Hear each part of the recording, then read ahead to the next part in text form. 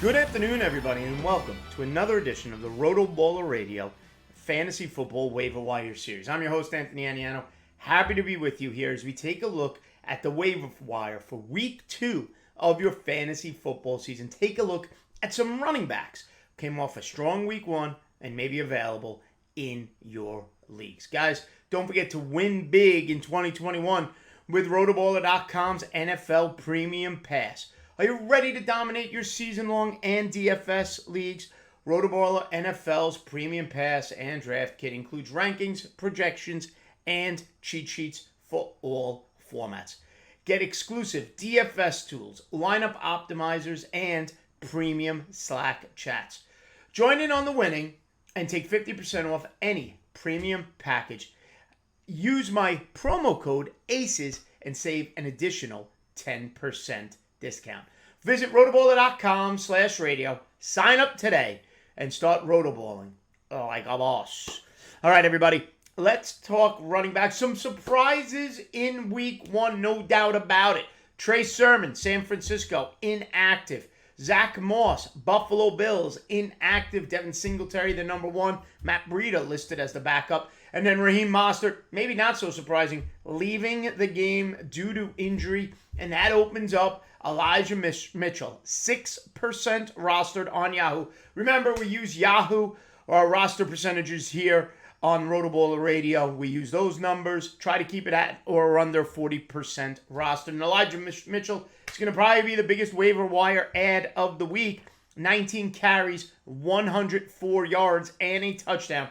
16.4 fantasy points on the week. Now, I'm assuming Mostert, not an ACL injury, they're saying, but you got to figure he's going to miss at least a week or two. Trey Sermon could be in the mix next week, so that's going to be an interesting situation in San Francisco. Does Trey Sermon go from inactive to the number 1? Tough to do that when you got a guy like Elijah Mitchell who averaged over 5 yards per carry, got in the end zone, and ran the ball well for the San Francisco 49ers. The next situation is the Houston Texans.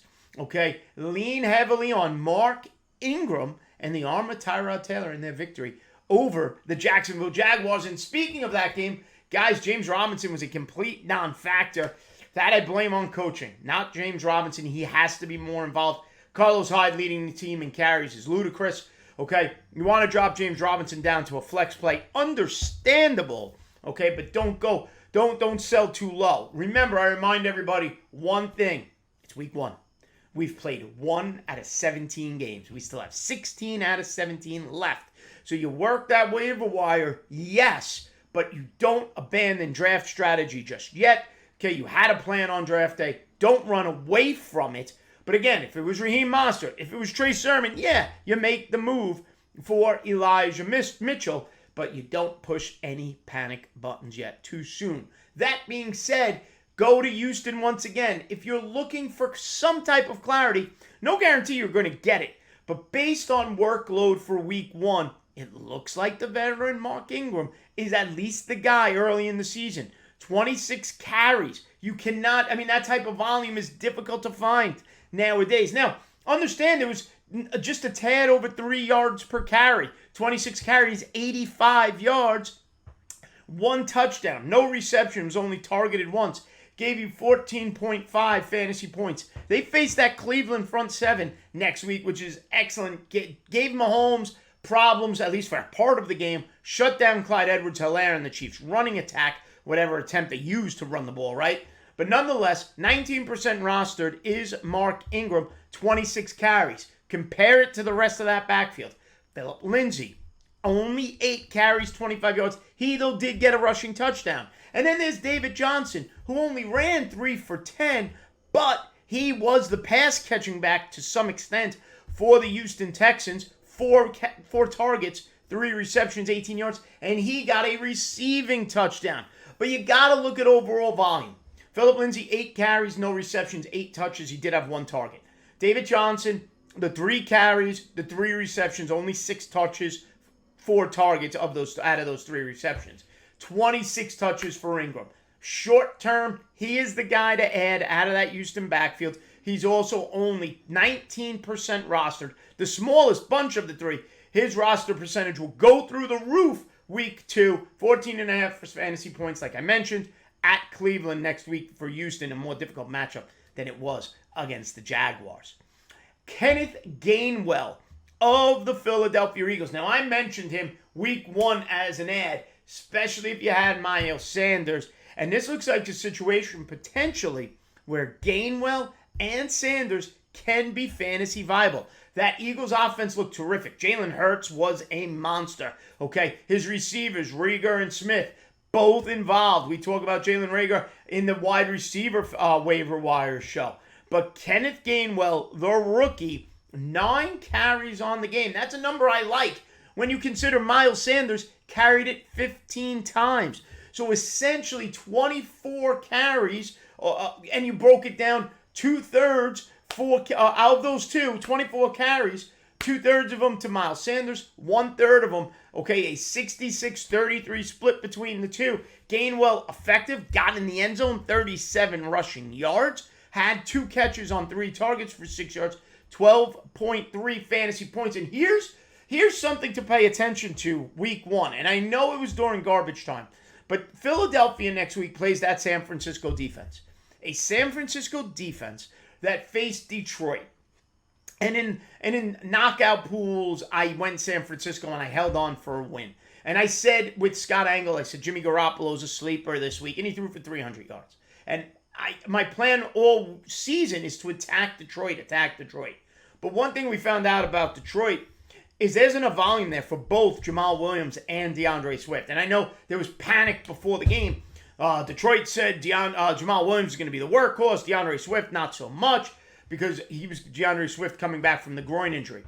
Both were highly effective. Even though Jamal Williams was the lead runner, DeAndre Swift still heavily involved in the passing game. And DeAndre Swift will eventually get more carries than Jamal Williams. So don't panic there. DeAndre Swift is the running back right now for that team. But my point is, a combined 50 fantasy points between Williams and Swift for Detroit against San Francisco. Some of it in garbage time, granted, as Detroit made that late run.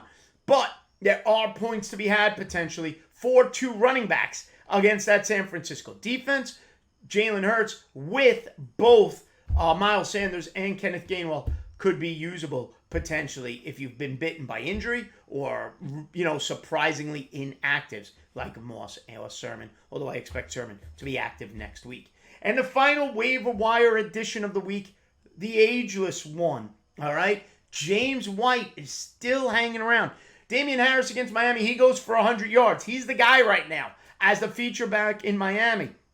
But James White, like he did for Tom Brady, has done now the same for Mac Jones, and that's made himself a viable third down pass-catching running back out of that New England backfield. Aguilar was involved. Jacoby Myers was involved. Okay, but so was James White. In a PPR format, James White is a running back who can still PPR your opponent to death. All right, James White, 33% rostered. 4 carries for 12 yards, but that's not what we're expecting out of James White.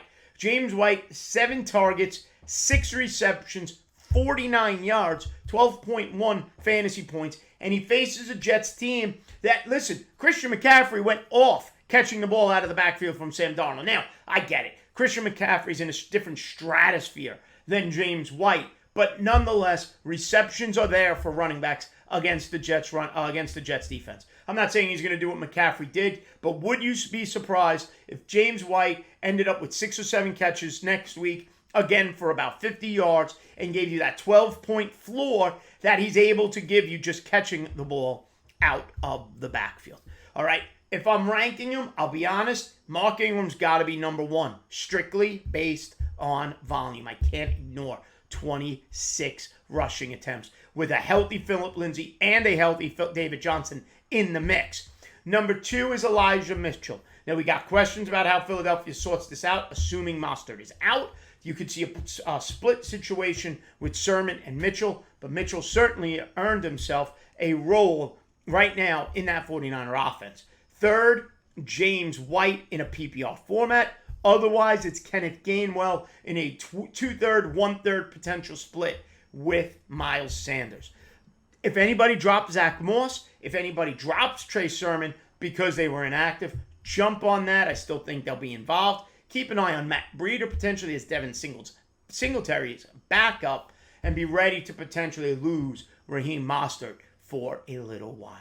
All right, everybody, make sure you stay right here on the RotoBaller YouTube channel and check out all the great content, including the wide receiver, waiver wire video, and the quarterback tight end video. Give me a follow on Twitter at Aniano Fantasy, and be sure to check it out later in the week. Scott Engel and I looking at some sleeper and value plays for week 2 of your fantasy football season. All right, everybody, good luck working the wire. Stay smart, stay safe, and we'll see you next time right here on RotoBaller Radio.